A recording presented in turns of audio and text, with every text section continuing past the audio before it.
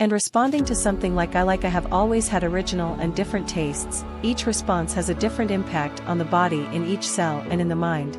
In the first case, when one responds impulsively directly or somewhat aggressively, it seems that the body becomes agitated, but it ends up losing friends and breaking personal relationships. In the second and the third, where I block, they make me sick. I am if I turn it on and block negative emotions, and that has repercussions on my physical and psychological health. The last response is the most difficult. It is not always possible to act and respond in the best possible way. Sometimes one's own personality or circumstances make us act in an unexpected or inappropriate way, and we only become aware of it later on. Many have lived in a society that has encouraged them to block or suppress emotions.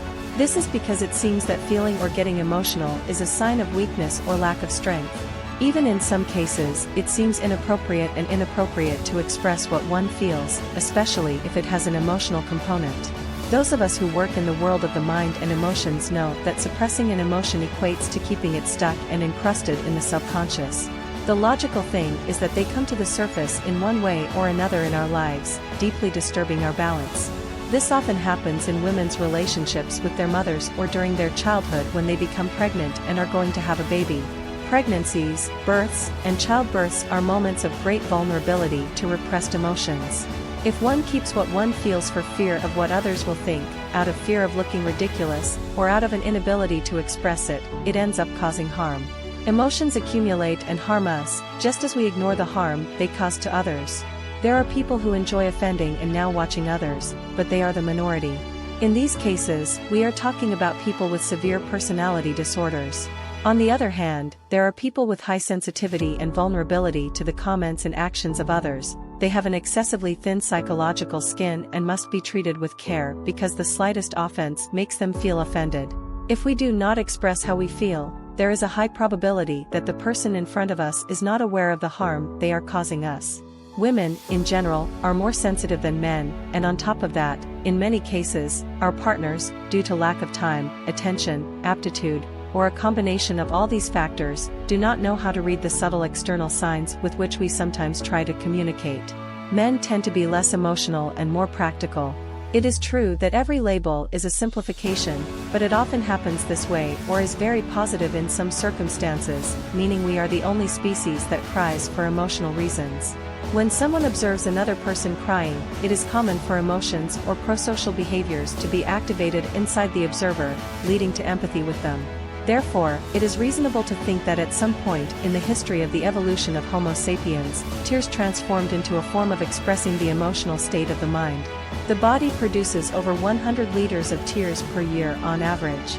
If we think about all those people who remind us of the last time they cried, they exist to compensate for others who cry liters and liters of tears. There are three types of tears: basal tears that maintain eye hydration, then there are protective tears that well up in response to physical injuries, dust particles, or gases, and then there are emotional tears. This emotional type of crying is activated when the body perceives a state of sadness, anxiety, or danger and sends tears to the eyes in response to it. Similarly, there is an increase in heart rate and a blush of the cheeks. William Fry, the researcher, studied the biochemical component of the alarm after crying intensely due to anxiety and sadness, and do you know what he found? Elevated levels of cortisol. This is the reason why after a good cry, one feels liberated, releasing tension and unease by getting rid of significant amounts of cortisol. What happens if we suppress the main emotions when emotions turn into physical illnesses? We are dealing with what is called psychosomatic illness, psyche, the mind, and soma, the body. A psychosomatic illness originates in the mind but manifests its effects in the body. When a person experiences shame or embarrassment, their cheeks may flush. It's an involuntary act that cannot be consciously altered. In an argument between two people, blood pressure can rise. Before a conference, an exam, or a presentation, one may experience tachycardia or excessive sweating. People who suffer from stress often experience physical symptoms: migraines, back pain, muscle tension, gastrointestinal disturbances, or dizziness. The problem arises when the illness that takes hold in the body is of greater severity, ranging from gastritis, ulcers, neurological, and oncological diseases. Let's not forget something very important: long before the body gets sick, it sends us warning signals in the form of discomfort, weakness, or ailments. Illness in these cases is a message from the body that never ceases to communicate with us. Its goal is to achieve balance and peace. Living in an era of speed and haste, where everything happens at such an intense pace, we often fail to connect with our inner selves. We don't know or can't give voice to those symptoms that are alerting us that something isn't working. These indicators are crucial to prevent illness or at least slow down the worsening of symptoms. The body serves a dual function. It listens to everything our mind says and communicates with us through pains, discomforts, anxieties, or disorders.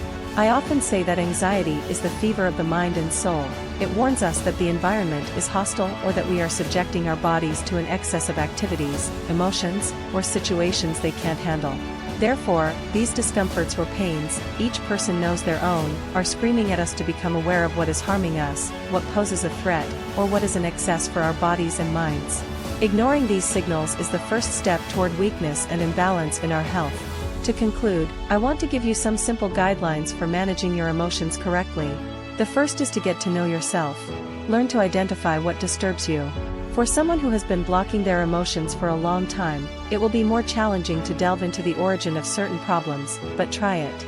Seek help from people who can assist you. Taking the first step is essential. The second is to identify your emotions and give them names. It's not the same to feel anger as it is to feel resentment, joy as it is to feel excitement. Be realistic and don't magnify your detrimental emotions. This analysis will greatly help you improve how you feel. The third is to strive for assertiveness. Say what you think without hurting others. Silence all these emotions. Talk to someone who generates trust. Learn to express yourself, but be careful not to open doors that you can't close. Gradually, venting should allow you to regain inner peace and balance. The fourth is to not be afraid to become your best version. Learn to extract the most valuable aspects from your inner self. Those who suppress their emotions end up becoming a worsened version of themselves, a diluted version with no capacity for excitement. Set boundaries for the effect others have on you. Learn to identify people who raise your cortisol levels, those who have the power to disturb you deeply at any moment. It's not possible for everyone to upset you, and you should try to keep those who do, but also know yourself well enough to understand that sometimes, these are people who take you out of your comfort zone or that perhaps you are overly sensitive. Being able to improve the management of our thoughts and emotions has tremendous potential to control the body's inflammation level and our mood.